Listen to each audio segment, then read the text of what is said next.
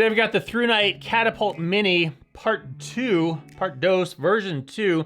This is the updated, I think kind of more modern appearing version of the version 1, which I previously reviewed. Links up here, you can check that one out. But this is the new version of the Catapult Mini, and this is a pocket-sized super thrower. You can see how small this is. It hides in my medium-sized hands.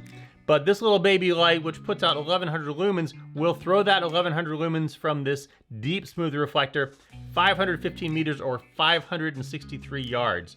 In the black version, this is $39.95. In the tan version, $45.95.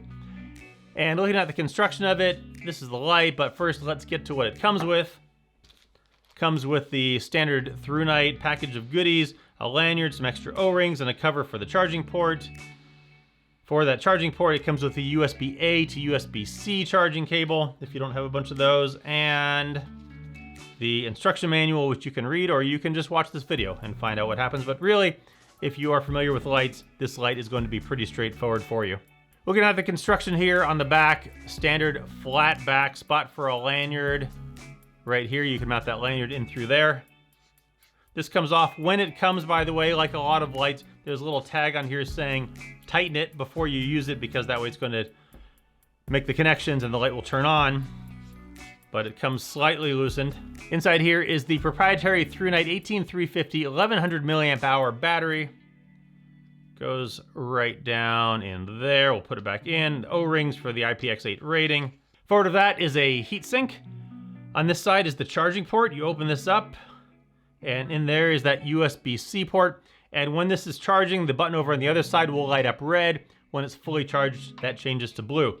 Speaking of that button, when you turn the light on, it acts as a power indicator. It will light up blue at 21 to 100%, red at 10 to 20%, or 11 to 20%, and flashing red at 1 to 10%. So that means you realize that you need to charge this thing. Moving a little bit more forward, you can see that very deep, very smooth reflector, and down in there is that SFT40 LED.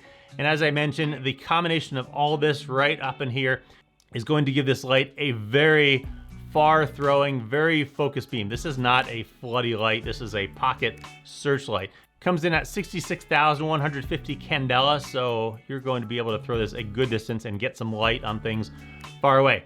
Now, function of this light, initially there are two ways to lock it out. First, the manual way, which I think is the easy way. You just simply twist this and it will not come on. Tighten it and it's now back in place. There's also the button method where you just click this 4 times fast. 1, 2, 3, 4. But it's got to be quick. 1, 2, 3, 4. And it will give you this signal. This is why, because if you don't click it super fast, it doesn't do it, but you can see it's now locked out. And to get it out of it, 1, 2, 3, 4, and it's back on. But again, it's 4 pretty quick clicks. So that's why I think it may just be easier to a simple quick turn. That is going to affect the water resistance if that's important, if it's wet in your bag, but I think that's easier than the side button.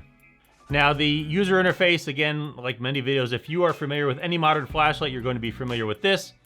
Long press comes onto that moonlight mode, 0.6 lumens for 85 hours, and then you just hold it down, ramps up through low, medium, high, has mode memory, so turn it off on medium, turn it back on to medium, and then from any brightness you can double click to get to turbo, triple click to get to strobe, and then you long press it and it goes into the beacon or signal, and then if you long press it again, it goes into the SOS.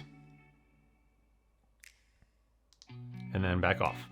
But as I mentioned, this is going to very much reach out and touch something far away. It's going to put light on something far away. You can see the initial daytime shot of that water tower. And then at night, this water tower is easily lit up with this light you can see right there. You can see the beam pattern. It's a very narrow, very focused. So I would say this is, again, kind of a pocket searchlight, easy to throw in your bag or your pocket, depending on what you're wearing. But as a hiking light, I would say you'd want a little bit more flood. So it really just depends on what you're looking for. If you're looking for something like this, very small, very throwy, very compact, fits in your hand, but puts out a ton of light far in the distance, this may be a perfect light for you, again, for the size and the price. I say check this one out. Links below. The Thrunite Catapult Mini version 2.